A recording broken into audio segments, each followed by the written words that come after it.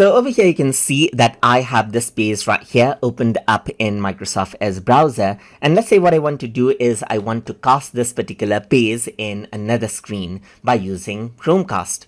So to do that, you can go around onto the three dot button right here and then go around onto more tools. And over here you can see that cast media to device is an option. So once you go around and do that, you can see your device right here and see the source as well. So you can cast the entire screen or cast the tab as well.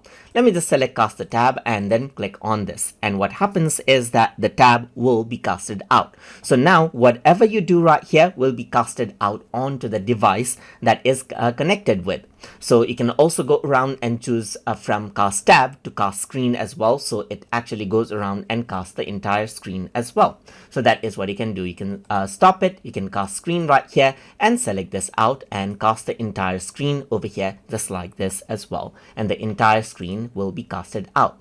You can go around and stop it anytime. And remember, whenever you're casting, the device that you're casting to will be able to see everything on your screen. So you can go around and stop it and the casting will be stopped and the screen won't be visible on the casted device anymore. So that is how you can cast media on different devices from Microsoft Edge. So hope you guys learned something as always. And as always, please like, comment, share and subscribe.